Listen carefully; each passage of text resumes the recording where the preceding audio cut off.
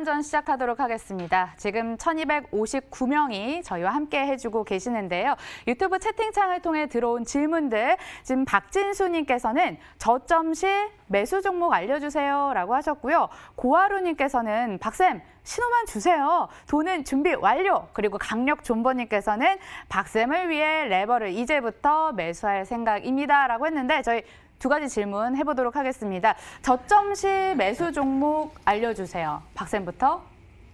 네. 제가 이제 진짜 저도 사고 싶은 종목은 있는데 그건 오픈을 못 하겠고요. 왜냐면 이제 회원님들이 불만을 가질까 봐. 두 번째 종목 오픈을 하도록 하겠습니다. 두 번째 종목. 저는 LG전자를 살 것 같아요. LG전자. LG전자요? 네, 왜 그러냐면 LG전자 같은 경우에는 제가 이제 긍정적으로 보는 이유가 일단 기업의 실적이 좋아야 되거든요. 근데 2019년까지 LG전자 같은 경우에는 영업이익이 지속적으로 성장을 하고 있는 회사예요. 아니, 매출액이.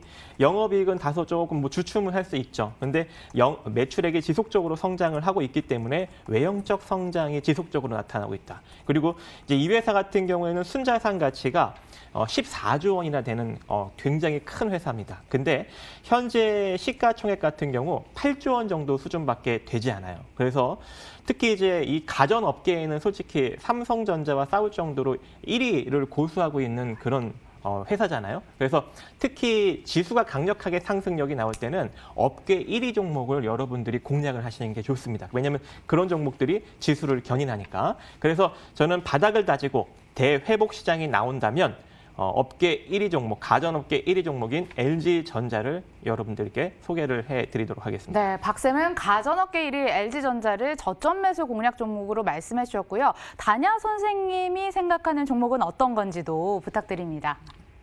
바닥을 찍었으면 당연히 지수가 올라가겠죠. 그러면은 시장에서 지수를 가장 크게 끌어올릴 수 있는 그런 그 종목군이 어떤 걸까요? 고민하지 마십시오. 삼성전자 사시면 됩니다.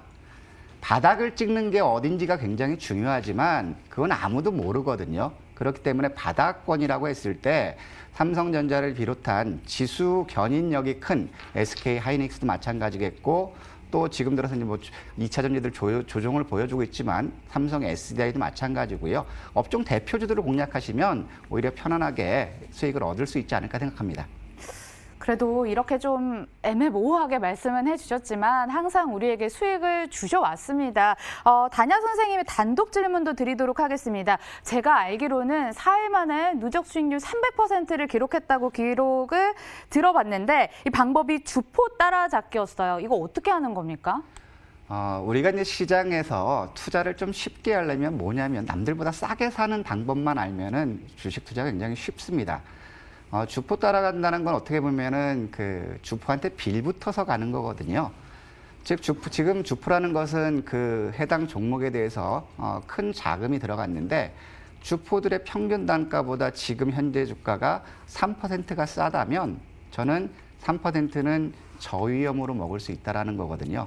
그렇기 때문에 여러분들한테도 항상 누차 강조하지만 싸게 사는 연습, 그러려면은 현재 매입 단가가 얼마인지, 발행 단가가 얼마인지 이런 것들을 찾아내면은 여러분들도 그 창구 분석을 통해서 이들과 함께 무임승차라고 하기는 좀 힘들 수 있지만 시장을 그 주식을 이끌어가는 운전수 역할을 하죠. 그런 쪽에서 우리가 살짝 티 안 내게 기대서 간다면 단기적으로 큰 수익을 얻을 수 있지 않을까 생각합니다.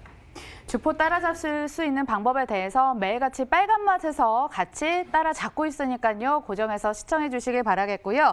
제일 중요한 기승전 삼성전자 이야기 해보도록 하겠습니다. 저희가 준비한 자료부터 보도록 하겠습니다. 이게 그 문제 영상인데요. 3월 19일 박쌤 사진이 걸려 있고 삼성전자 29,000원도 생각해야 라는 문구가 걸려 있습니다.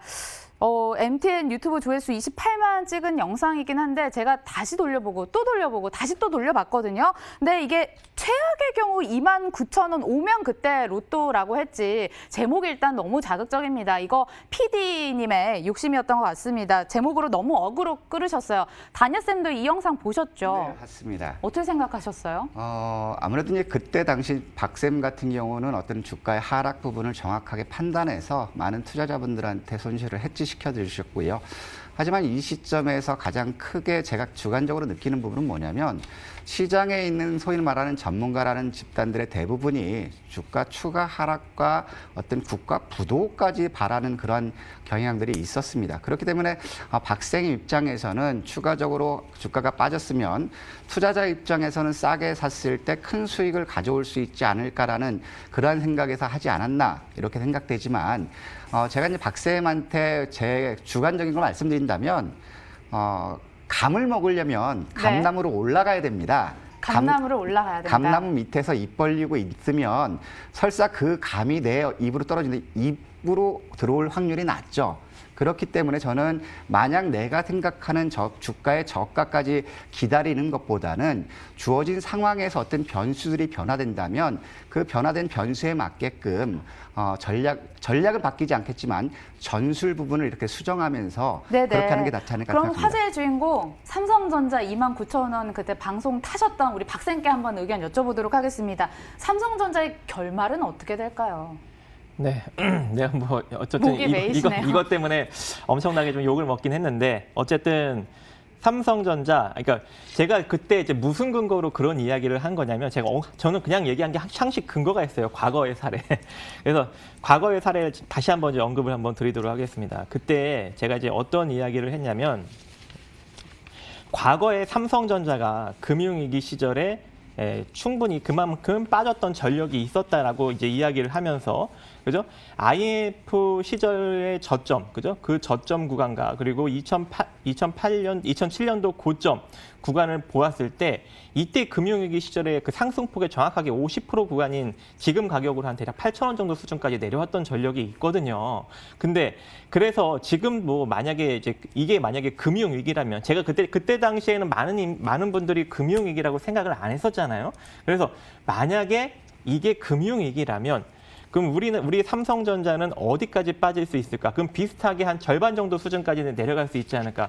그래서 제가 그때 처음에 찍어드린 가격은 35,000원짜리입니다. 35,000원짜리. 그래서 이 자리 찍어놓고 조금 이제 극단적으로 자, 지금은 단순히 우리 국수적인 위기가 아니라 전 세계적인 위기이기 때문에 이게 내수까지 좀 전 세계적으로 좀 길게 장기 침체가 된다면 한 단계 더 아래인 3만 원 정도 부분까지 내려오지 않을까. 이제 이런 식으로 여러분들한테 언급을 드렸고 여기까지 간다는 게 아니라 진짜 여기로 오면은 여러분들이 큰 수익을 올릴 수 있고 정말 이 인생일 때의 최대의 기회다. 이제 이런 식으로 이제 언급을 드렸던 것이죠. 그런데 이제 많은 이제 안티분들이 생기면서 3만 원대 언제 가는데 35,000원은 언제 가는데 이제 이런 식으로 저한테 이제 매번 이야기를 하시는데 이 가격대가 매력적인 가격대라는 거지 꼭 여기를 간다라는 건 아닙니다. 저도 만약에 시장이 변화되고 여러 가지 조건들이 바뀌면 살 수 있어요. 하지만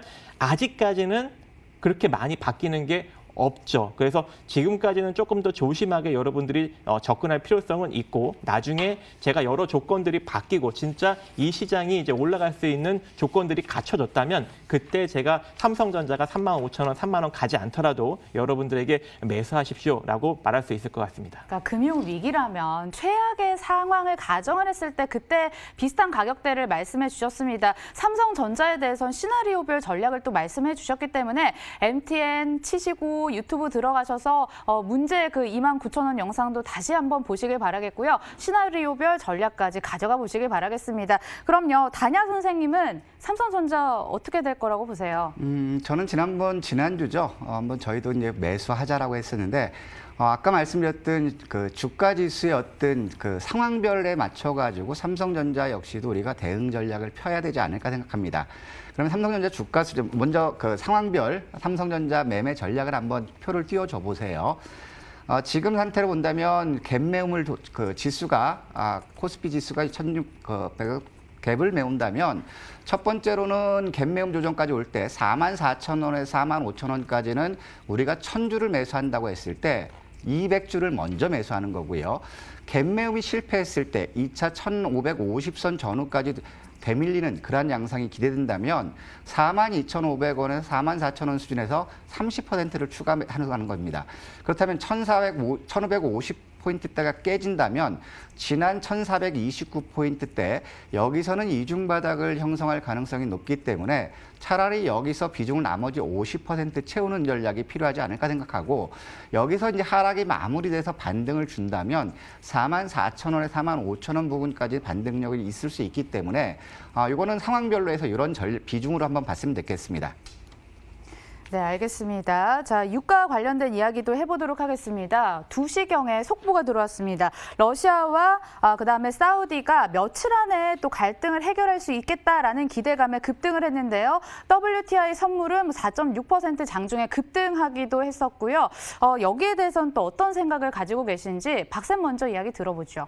네, 지금 그 소식이 전해지면서 일단 러시아는 추가적인 증산을 하지 않겠다. 그리고 사우디와도 일정 부분 합의점을 뭐 찾아볼 수 있는 가능성이 존재한다고 이야기가 나오면서 대략 유가가 한 9%대 상승력이 나타나고 있습니다. 선물 기준으로. 지금 크루드 오일 기준으로 대략 지금 22.22달러, 오늘 9.40포인트 지금 상승력이 9.40% 상승력이 나타나고 있는데 아직까지는 모르겠어요, 저는. 왜냐하면 유가가 일단 30달러 밑에 있는 것 자체가 악재거든요. 그래서 여기서 합의점을 찾는다고 해서 뭐 유가가 여기서 일정 부분 뭐 20달러에서 22달러 올라왔다고 과연 이게 근본적인 문제가 해결될까? 저는 그래서 이게 의심됩니다. 그래서 일단은 이것을 여러분들이 조금 더 지켜볼 필요성이 있고 이것으로 인해서 지수가 일정 부분 기술적인 단기 반등력은 만들어낼 수 있을 것 같아요. 그래서 오늘 유가 상승력과 맞물려서 지금 미선물 가치 상승력이 나오고 우리 지수도 같이 또 상승력이 쭉 이어졌었거든요. 그래서 내일까지 한번 여러분들 한번 또 지켜보시고 유가가 과연 어디까지 올라갈까? 이대로 25달러 돌파, 30달러 돌파해서 이대로 쭉 올라갈까? 만약에 30달러를 돌파해서 올라간다면 저는 추가적인 파생적인 악재들이 더 이상 나오지 않는다라고 인식을 해도 될 것 같습니다. 근데 30달러, 25달러를 넘기지 못하는 흐름이 이어진다면 이건 계속적으로 악재 요인으로 제공될 수 있기 때문에 여러분들이 그 점 인식하시면 좋을 것 같습니다. 시간이 얼마 없어서요. 다냐쌤도 2분 드리겠습니다. 네. 박쌤은 뱅크런이 일어날까요? 저는 일단은 유가가 25달러 밑에서만 계속 움직인다면 충분히 가능성은 있다고 생각을 하고 있습니다. 오늘 이제 화이팅이죠. 미국 셰일 가스 기업 파산 신청하면서 뱅크런에 대한 가능성들이 굉장히 많았는데 일단 뱅크런의 가능성은 좀 저는 적게 보고 있습니다. 왜냐하면 지금 정크펀드, 하이힐드 펀드가 부실이 30% 정도 된다고 하고 있고요. 그중에서 이 셰일 기업들이 차지하는 부분이 15%입니다. 대략적으로 2024년까지 만기가 되는 게 860억 불이거든요. 근데 이 셰일 기업들의 파산이 최근 들어서 불거진 부분이 아니라 2017년부터 2019년까지 파산되는 비율이 높아지고 있다는 거예요. 2017년 24개에서 2019년 42개까지 나왔거든요. 그렇다면 은행 입장에서는 여기에 대한 충분한 대응을 했다라는 것이고 두 번째로는 셰일 기업들의 그 투자를 한 시중은행들은 총 자산 대비 7%에서 15% 내기이기 때문에 이 부분이 실제적으로 뱅크런으로 일어나기는 좀 어렵지 않을까 생각합니다. 그러면 여기서 봐야 될 건 뭐냐면 유가 차트를 한번 보도록 할게요. 유가 차트를 보면 지금은 어떤 이슈로 해서 올랐지만 유가 차트를 한번 우리 표를 띄워줘 보세요. 네. 자, 지금 보면 그게 몇 번 표냐면은요. 유가표 띄우셨나요? 구두로 설명해 주셔도 될 것 같아요. 지금 보면은 지난 2008년도에 금융위기 때 고점 대비 저가까지 나왔던 하락률이 68%인데 종가 기준으로 장중 저가 기준으로는 77% 하락했거든요. 그리고 2014년도에 러시아 사우디가 미국의 셰일 유전들을 도태시키기 위해서 유가를 확 낮췄습니다. 이때 하락했던 분도 종가 대비한다면 68% 하락을 했고 저가 대비 75% 하락하는 모습이었거든요.